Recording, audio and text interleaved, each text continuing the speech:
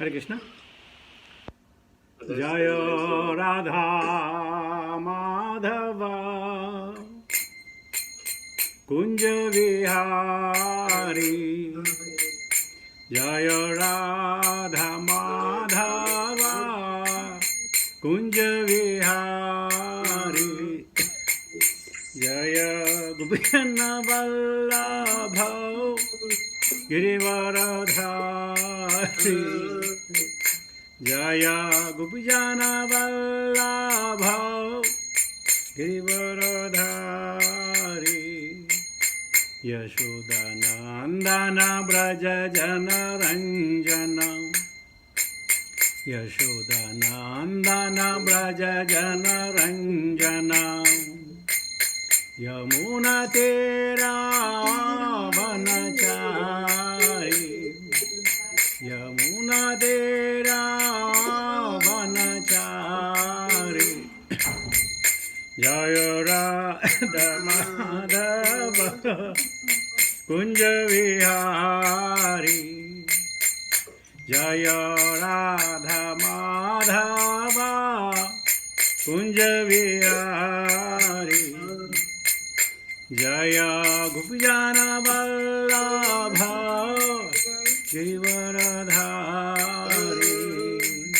यशोदानंदन व्रज जनरंजन, यमुना तेरा वनचारी, जय राधा माधव कुंज विहारी, जय श्री कृष्ण चैतन्य प्रभु नित्यानंद, श्री अद्वैत गदाधर शिवासादि गौरभक्तवृंद, भज श्री कृष्ण चैतन्य प्रभु नित्यानंद, श्री अद्वैत गदाधर शिवासादि गौरभक्तवृंद। हरे कृष्णा कृष्णा कृष्णा हरे हरे, हरे राम राम राम हरे हरे, हरे कृष्णा कृष्णा कृष्णा हरे हरे, हरे राम राम राम हरे हरे, हरे कृष्णा कृष्ण कृष्ण हरे हरे, हरे राम राम राम हरे हरे, हरे कृष्णा कृष्ण कृष्ण हरे हरे, हरे राम राम राम हरे हरे, हरे कृष्णा कृष्ण कृष्ण हरे हरे, हरे राम राम राम हरे हरे, हरे कृष्णा कृष्ण कृष्ण हरे हरे, हरे राम राम राम हरे हरे, जय प्रभुपदा जय प्रभुपदा, जय प्रभुपदा श्रील प्रभुपदा, जय गुरुदेवा जय गुरुदेवा, जय गुरुदेवा जय गुरुदेवा, हरि नाम संकीर्तन महोत्सव की जय। भक्त वेदांत स्वामी शिल प्रबंधाराय की जय। निताई और प्रेमानंद हरे बोल। So today we are starting a new chapter, chapter 16 of first canto of Srimad Bhagavatam, which is entitled Parikshit ने कलयुग का सत्कार किस तरह किया। ओम नमो भगवते वासुदेवाय, ओम नमो भगवते वासुदेवाय, ओम नमो भगवते वासुदेवाय। नारायणं नमस्कृत्य नरं चैव नरोत्तमं देवीं सरस्वतीं व्यासां ततो जयमुदीरयेत्। नष्टप्रायेषु भद्रेषु नित्यं भागवत सेवया भगवती उत्तम श्लोके भक्तिर्भवति नैष्ठिकी। 16 text 1 सूत उवाच तथा परीक्षे द्विजवर्य शिक्षया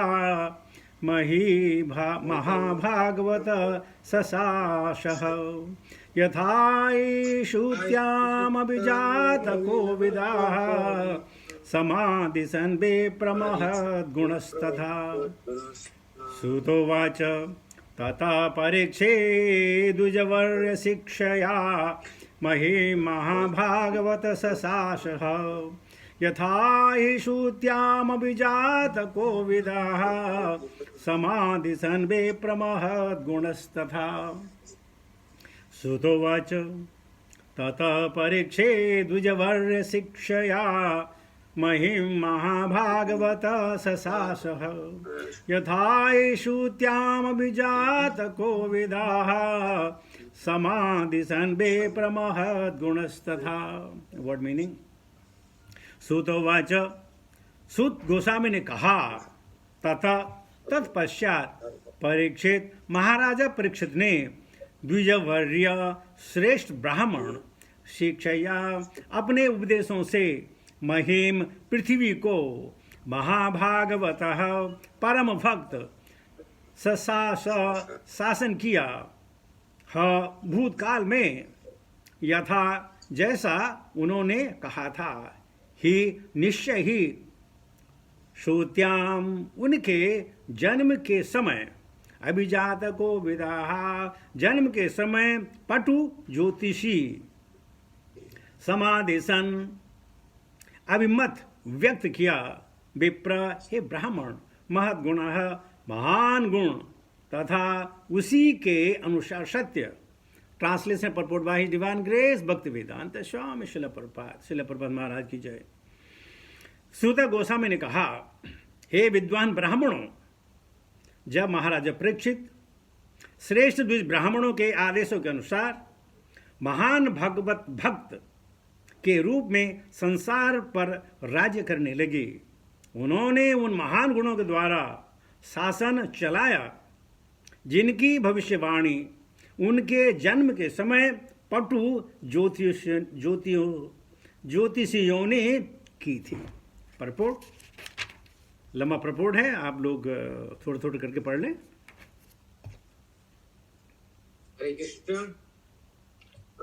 प्रथम पैराग्राफ पढ़ से श्रील प्रभुपाद की जय। महाराज परीक्षितेर जन्मेर समय ज्योतिर्विद्याय पारदर्शी ब्राह्मणेरा तार किछु गुणावली सम्बन्धे भविष्यद्वाणी करेছিলেন। महाराज परीक्षित कालक्रमे একজন महान भगवत भक्ते পরিণত হয়ে সেই সমস্ত গুণাবলী বিকশিত করেছিলেন। মানুষের শ্রেষ্ঠ গুণ হচ্ছে ভগবানের ভক্ত হওয়া এবং তাহলে অনুশীলনযোগ্য সমস্ত সদ্গুণাবলী ধীরে ধীরে তার মধ্যে বিকশিত হয়। মহারাজ পরীক্ষিত ছিলেন এক মহাভাগবত বা উত্তম অধিকারী ভগবত ভক্ত। তিনি কেবল ভগবত তত্ত্ববিজ্ঞানে পারদর্শী ছিলেন তাই নয়, তিনি তার অপ্রাকৃত উপদেশাবলীর দ্বারা অন্যদেরও ভগবত ভক্তে পরিণত করতে পারতেন। তাই মহারাজ পরীক্ষিত ছিলেন উত্তম অধিকারী ভক্ত এবং তিনি সবসময় মহান ঋষি ও বিচক্ষণ ব্রাহ্মণদের উপদেশ গ্রহণ করতেন। তাদের সেই শাস্ত্রসম্মত উপদেশ অনুসারে তিনি রাজ্য শাসন করতেন।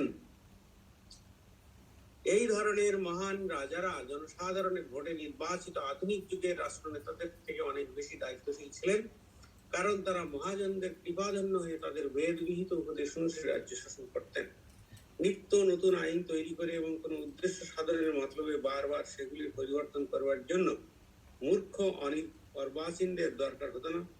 মনু, যাজ্ঞবল্ক্য, পরাশর প্রমুখ মুক্ত প্রাণ মহর্ষিরা সমস্ত বিধি নিয়মাদির নির্দেশ দিয়ে গেছেন এবং সেগুলি সর্বকালের এবং সর্বদেশের উপযোগী। সুতরাং সেই সমস্ত বিধি নিয়মাদি সম্পূর্ণরূপে সুনির্দিষ্ট মান সম্পন্ন এবং অভ্রান্ত। আর কেউ পড়ার আছে? বিজয় প্রভু, অক্ষয় প্রভু, শ্যামল প্রভু, সুচারু প্রভু।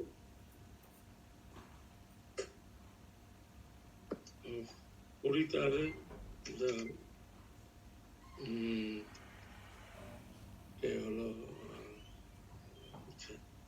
such great kings were more responsible than modern elected executive head because they obliged the great authorities by following their instruction left in the Vedic literature.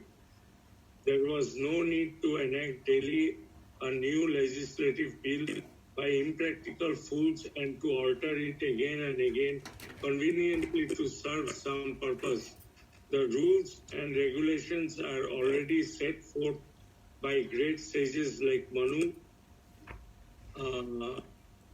Yavana, Parasa, and other liberated sages, and the enactment were all suitable for all ages in all places. Therefore, the rules and regulations were standard and without flaw or defeat.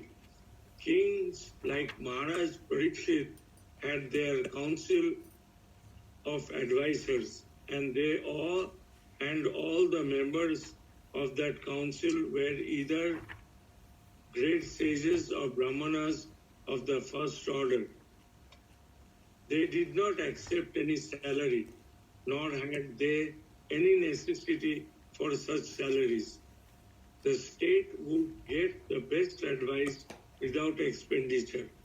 They were themselves Samadarshi, equal to everyone, both man and animal.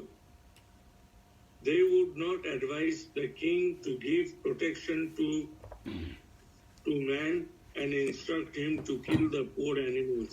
Such council members were not fools or representatives to compare a fool's paradise.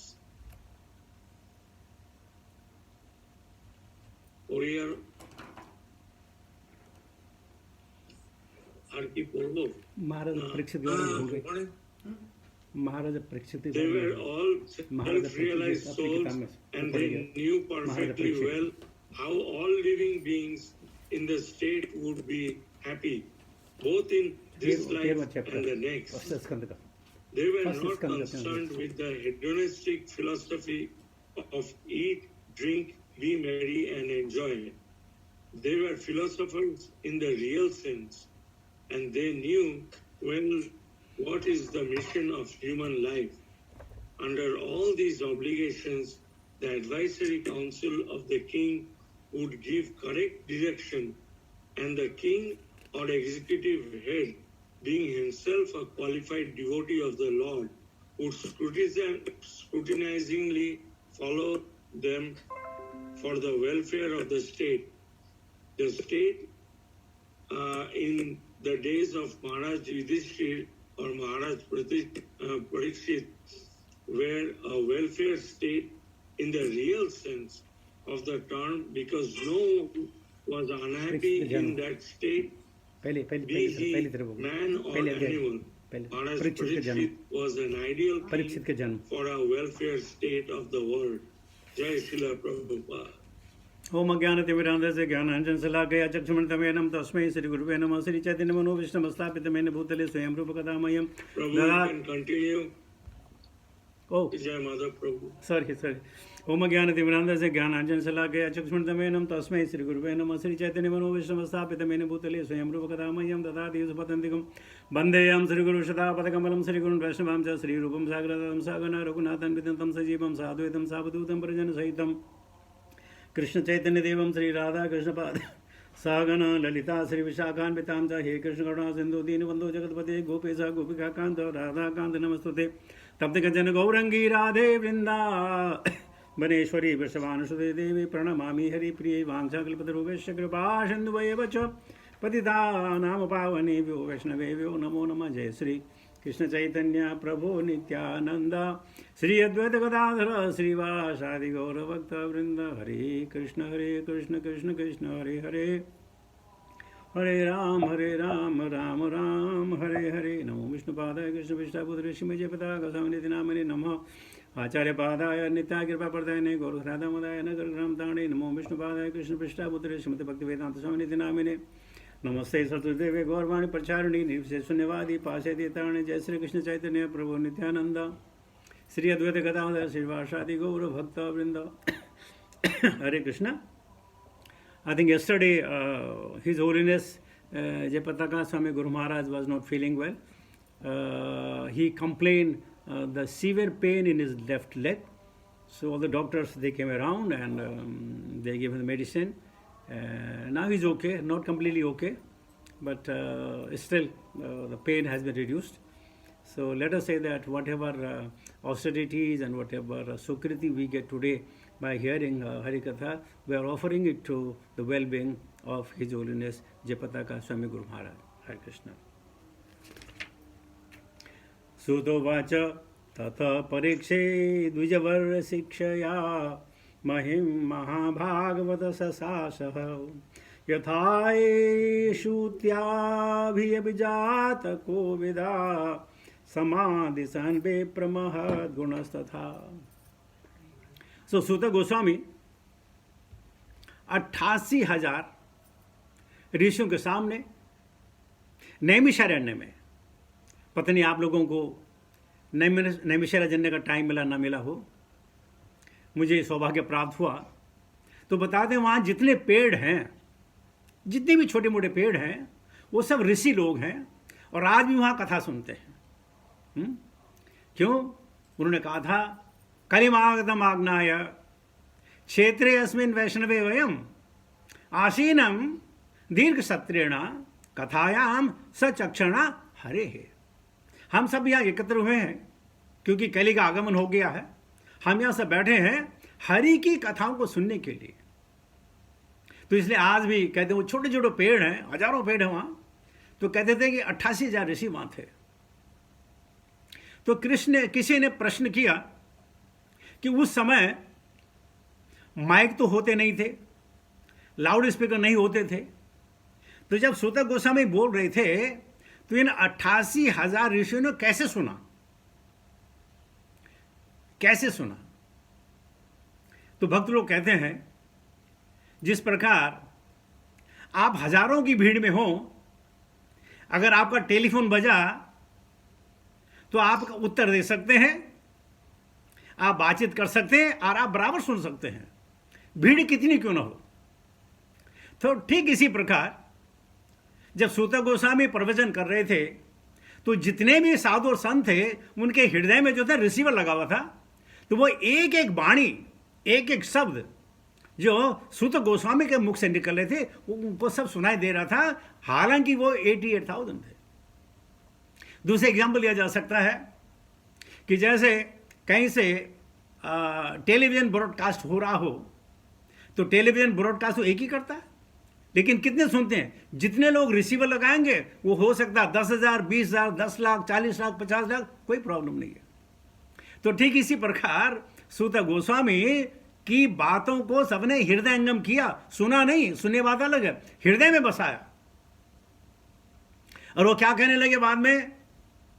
वयम तू न वित्रप्याम उत्तम श्लोक विक्रमे यक्ष शरणावतम रसम ज्ञानम स्वादु स्वादु पदे पदे। हे सूत गोस्वामी, वयम मैंने हम सब, वयम प्लुरल, न वित्रप्याम, हमें अभी तक हमारी लालसा पूरी नहीं हुई है। न वित्रप्याम उत्तम श्लोक विक्रमे, क्योंकि भगवान के जो उत्तम श्लोक हैं, भगवान की जो वाणी है, भगवान की जो चर्चा है, हमारा जी नहीं भर रहा है। जैसे कैसे जी नहीं भरता? माना आपके पास जो $1 मिलियन हो, आपका जी भर जाएगा? नहीं। 1.5 हो, 2 हो, 50 हो, $100 मिलियन हो, आपका दिल भरेगा? नहीं, दिल नहीं भरेगा। ठीक इसी प्रकार भक्तों की संपदा है कृष्ण नाम, भक्तों की संपदा है कृष्ण के द विचार, भक्तों की संपदा है कृष्ण की लीलाएं। तो जितनी सुनेंगे ऊबते नहीं है। जिस प्रकार हमने कभी नहीं कहा अब बहुत पैसे हो गए अब नहीं चाहिए, नहीं आने दो, यदृक्षा लाभ संतुष्ट, आने दो जितना आना है। तो वयम तो न वित्रप्यामा उत्तम श्लोक विक्रमे यक्ष शरणावतम रसम ज्ञानम। जब हम इसको सुन रहे हैं स्वादु स्वादु पदे पदे, हर एक कदम पर, हर एक स्टेप पर हमारा स्वाद और बढ़ रहा है और बढ़ रहा है और बढ़ रहा है। और भगवत गीता में भगवान कहते हैं मच्चित्ता मदगत प्राण बोधयंत परस्परम कथयन्त्य माम नित्यम तुष्यन्ति च रमन्ति च। भगवत कथा, भगवत का कीर्तन और श्रवण भक्तों के बीच में याद आता है। बोधयंत परस्परम, क्वेश्चन आंसर। आप अभी हम सुन रहे हैं, जब मैं बंद कर दूंगा तब आप लोग बोलेंगे। ये क्या है? बोधयंत परस्परम, एक दूसरे को अपनी भावना बताना, अपने विचार बताना, अपनी अनुभूति बताना। कथयंत माम नित्यम, और जब ये कथा करते हैं तुष्यन्ति च रमन्ति च, और तब सब आनंद में है। कितने समय हो जाए, 1 घंटा 1.5 घंटा 2 घंटा, क्या फर्क पड़ने वाला है, बात तो पूरी हो जाए, बात हम सुनते लें। तो इस प्रकार परीक्षित महाराज को जब यह राज्य मिला तो कैसा राज्य था? इस राज्य की कल्पना स्वर्ग में बैठे देव लोग भी करते थे कि काश हम ऐसे राज्य के अधिपति होते। तो उनको ईर्ष्या होती थी, इतना बड़ा साम्राज्य था। और इस साम्राज्य को जब परीक्षित महाराज को मिला तो परीक्षित महाराज वो निपुण थे, एक्सपर्ट थे। आपने 13 चैप्टर में पढ़ा होगा कि क्या भविष्यवाणी जन्म कुंडली के द्वारा परीक्षित महाराज की क्या क्या भविष्यवाणी की गई। उन्होंने कहा ये विदिशा तुम्हारा लड़का ये हो, ये इक्ष्वाकु की तरह अपने सब्जेक्ट को मेंटेन करेगा, राम की तरह ये दृढ़ प्रतिज्ञावादी होगा, अपने श्रेष्ठों का वचन पालन करेगा। धौम्य थे और अरे नाम बोलो मैं, उसके माँ का, उनके मामा, कोई बात नहीं, कृपाचार्य, धौम्य कृपाचार्य थे। उनकी देख रेख में यह पला बढ़ा, इसको ज्ञान मिला। और जब इसने राज्य संभाला तो इसके लिए बहुत ब्राह्मण, ब्राह्मण का मतलब ब्राह्मण जाति से नहीं है, बुद्धिमान व्यक्ति को ब्राह्मण कहते हैं। और जो ब्राह्मण जाति में पैदा होता है उनको तो ब्राह्मण बंधु कहते हैं। आजकल हमारे देश में इतनी शानदार चीजें हो गई हैं कि जो दलित है उनको रिजर्वेशन है, जो ब्राह्मण है वो भूखे मर रहे हैं। आपको सुनकर हैरानी होगी, ये ब्राह्मण लोग आजकल रिक्शा चलाते हैं, सुलभ शौचालय में नौकरी करते हैं, इतनी बुरी हालत है। तो ब्राह्मण बंधु होना, लेकिन यहां जो ब्राह्मण थे वो सब निपुण थे, उनको मालूम है कि राज का शासन कैसे किया जा सकता है। कहते हैं राजा कौन हो? जो राज ऋषि हो।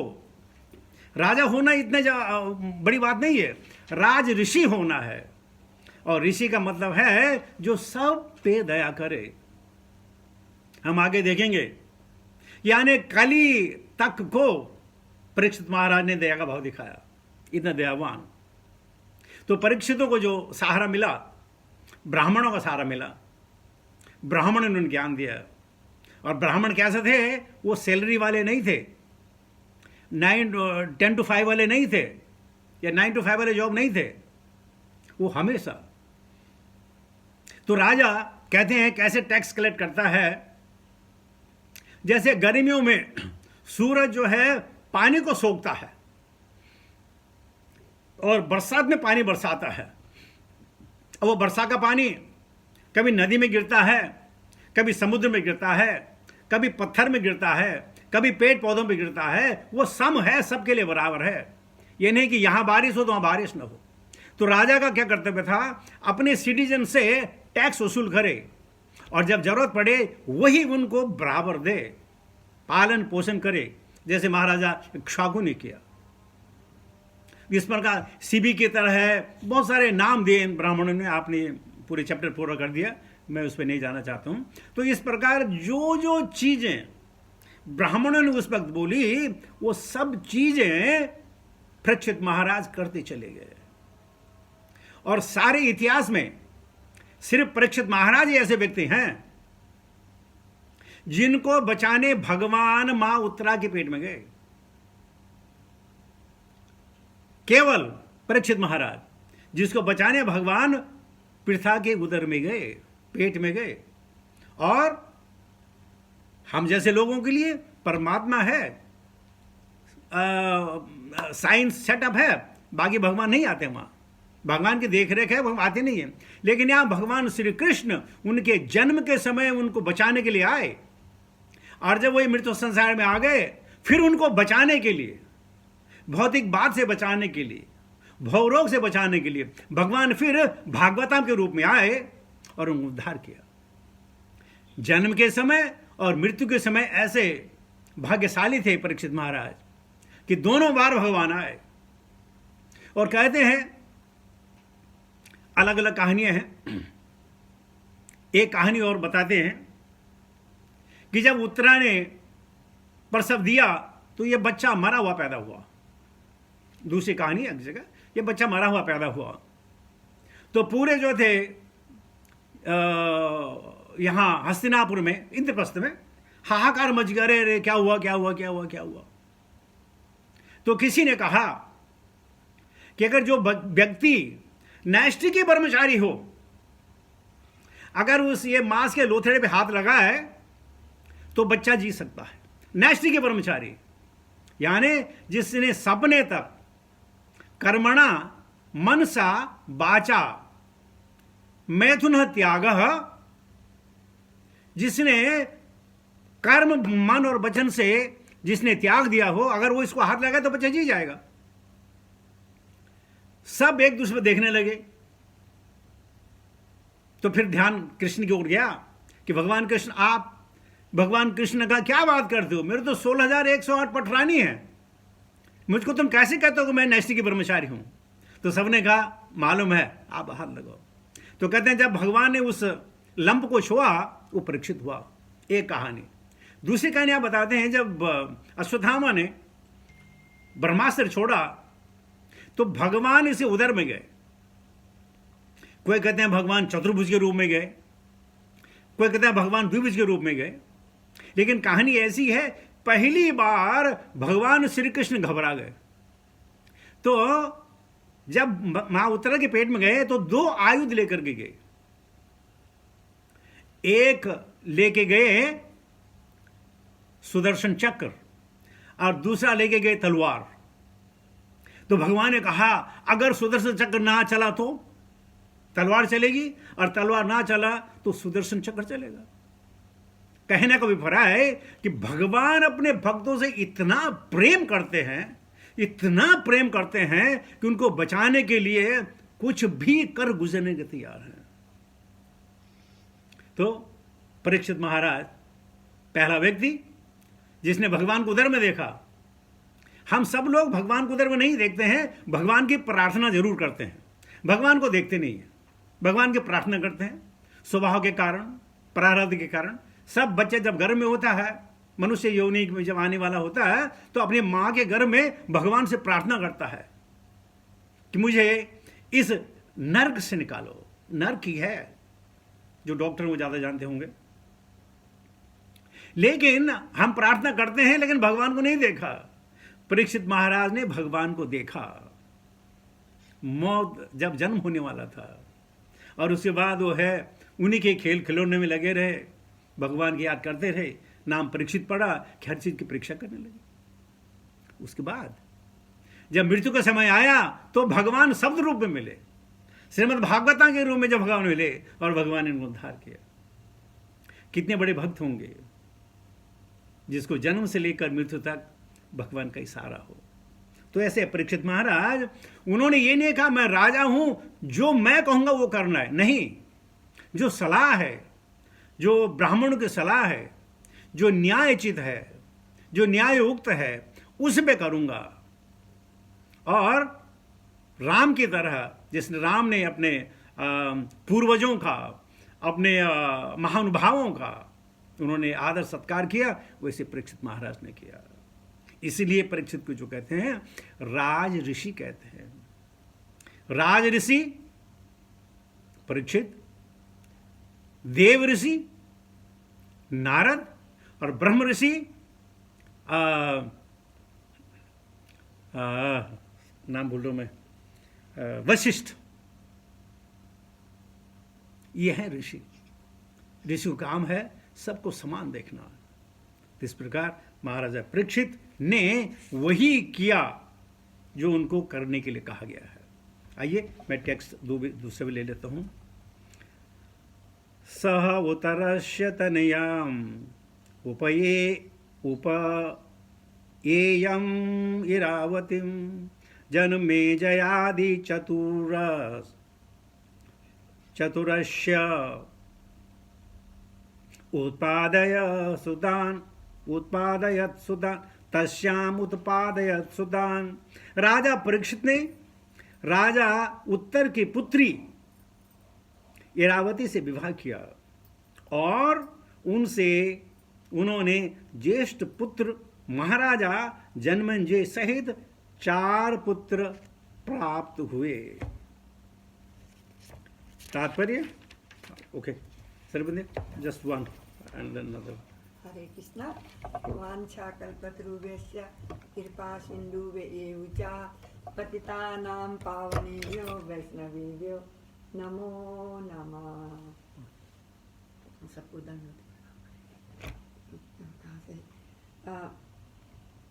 तात्पर्य महाराज उत्तर विराट के पुत्र तथा महाराज परीक्षित के मामा थे। इरावती महाराज उत्तर की पुत्री होने से महाराज परीक्षित की ममेरी बहन थी। लेकिन यदि ममेरी भाइयों तथा बहनों का गोत्र अर्थात परिवार एक न हो तो उन्हें विवाह करने की अनुमति होती थी। विवाह की वैदिक पद्धति में गोत्र या परिवार पर बल दिया जाता था। अर्जुन ने भी सुभद्रा से विवाह किया था, यद्यपि वह उनकी ममेरी बहन लगती थी। जन्मेजय राज ऋषियों में से एक तथा महाराज परीक्षित के विख्यात पुत्र, इनकी माता का नाम इरावती तथा कुछ लोगों के अनुसार माद्रवती था। महाराज जन्मेजय के जो पुत्र हुए, जिनके नाम थे ज्ञातानीक तथा शंकुकर्ण, उन्होंने कुरुक्षेत्र तीर्थ स्थल पर अनेक यज्ञ किए। उनके 3 छोटे भाइयों के नाम श्रुतसेन, उग्रसेन तथा भीमसेन द्वितीय थे। उन्होंने तक्षशिला अजंता पर आक्रमण किया और अपने महान पिता महाराज परीक्षित को दिए गए अवैध शाप का बदला लेने का निश्चय किया। हरे Krishna. Can somebody continue from there? निश्चय किया, निश्चय किया। ना इधर यहाँ। Yes, can somebody? राधिका माता जी, निश्चय किया।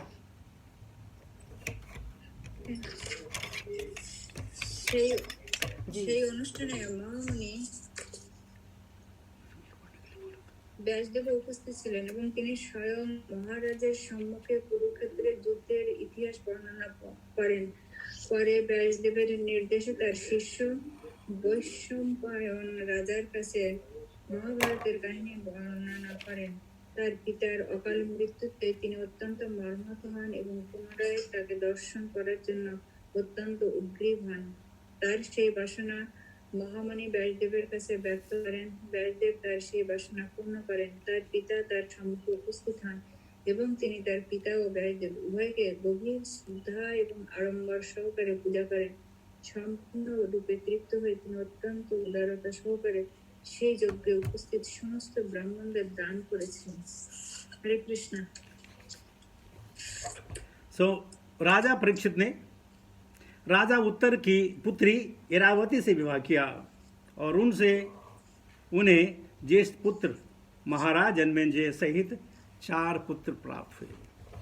महाराज जन्मेंजय वो व्यक्ति थे जिन्होंने अपने पिता का बदला लेने के लिए सर्प यज्ञ किया और वैशंपायन मुनि से पूरी महाभारत सुनी। तो ये जो बैकड्रॉप में आता है कि जन्मेंजय ने जब शुरू किया तब जाके महाभारत आई। तो जन्मेंजय को ये नहीं था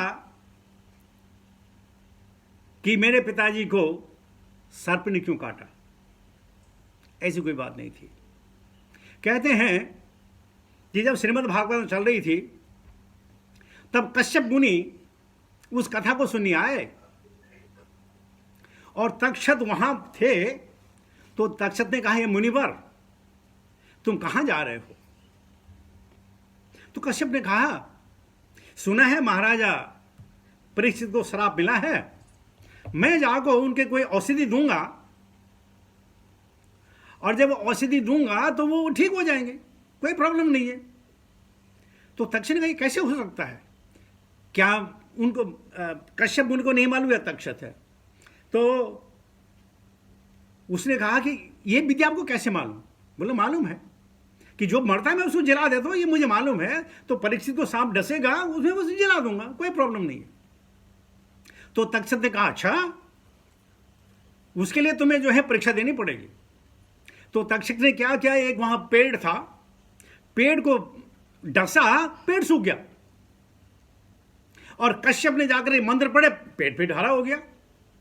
तो तक्षक ने कहा, हे मुनिवर आप क्यों जाना चाहते हैं वहां? अरे परीक्षित महाराज के पास जो धन संपदा है, जब मैं उनको जला दूंगा तो मुझे अपार धन संपदा मिलेगी और मैं खुशी खुशी अपना जीवन यापन करूंगा। तो तक्षक ने कहा, यह क्या बात है, जितनी धन संपदा तुम्हें परीक्षित देंगे उससे ज्यादा आपको मैं दे सकता हूं। तो कश्यप ने कहा, तो ठीक है, और कश्यप ने धन संपदा लेकर के उस यज्ञ में जाने से मना कर दिया। तो जन्मेंजय को यह गुस्सा था तक्षक से, तुम अपना काम कर दे, तुम्हें डसने के लिए कहा था, कौन मना करता, डस देते।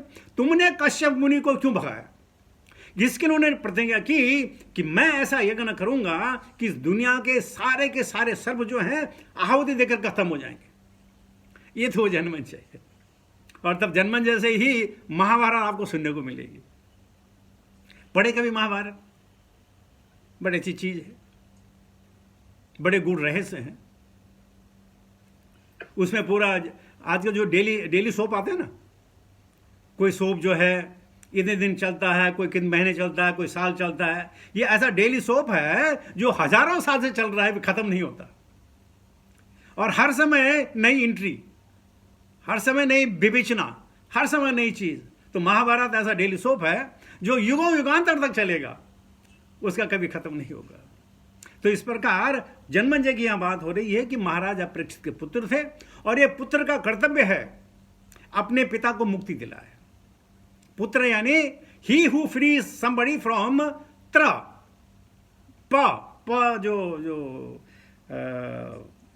लोक है, पाता लोक है या जो नर्क लोक है, उसे तराने के लिए पुत्र होता है। और जन्मेंजय ने अपना पूरा कार्यभार संभाला और इस प्रकार सर्व यज्ञ हुआ। तब देव ऋषि नारद आए, उसको समझाया कि देखो सर्पों का कोई दोष नहीं है। यानी तक्षक जो है इंद्र आसन में जो लिपट गया था और जन्मेंजय ने कहा चलो इसकी आहुति इंद्र आसन के साथ करो। तो जब इंद्र का पूरा आसन तक्षक के साथ नीचे आ रहा था तो नारद जी आए, बोले यार ये तो विधि की विडंबना है, तुम्हारे पिताजी को श्राप नहीं मिलता तो उनको भगवत भावना की प्राप्ति नहीं होती, और जिसको भगवत भावना की प्राप्ति नहीं होती वो कैसे ही अपने वैकुंठ जा पाता। तो उसको समझाया, जन्मेंजय मान गए और इस प्रकार सर्वयज्ञ समाप्त हुआ। तो वो है जनमेजय, जो उनके ज्येष्ठ पुत्र थे। उनके और भी पुत्र हैं, ये ज्येष्ठ पुत्र थे, उन्होंने अपने पुत्र होने का कर्तव्य निभाया। ठीक इसी प्रकार हम भी किसी ना किसी के पुत्र हैं, हमें भी अपने पुरखों को वो है उभारना है, तारना है। पता नहीं कौन कहाँ होगा, किस परिस्थिति में होगा, ये हमारा दायित्व बनता है। अगर हमने उस कुल में जन्म लिया है तो हम उनको उद्धार करें। और उद्धार कैसे करेंगे? भगवान की शरणागति पाकर, भगवान के चरणों में आश्रय लेकर, और तब हम अपने पूर्वजों को भी और आने वाले जनरेशन को भी जो है सुगति दे सकते हैं। तो आइए जनमेजय की तरह यह दृढ़ प्रतिज्ञा लें, हमने अपने पुरखों को उधारना है, हमें भगवान का भक्त बनना है, हमें भगवान की सेवा करनी है, वैष्णव की सेवा करनी है, ताकि हमारा उद्धार के साथ साथ उनका भी उद्धार हो, जो किसी कारणवश किसी परिस्थिति में भगवत धाम न जा सके। तो समय हो गया, इसके साथ में अपनी वाणी को विराम देता हूँ। हरे कृष्णा, बहुत बहुत धन्यवाद।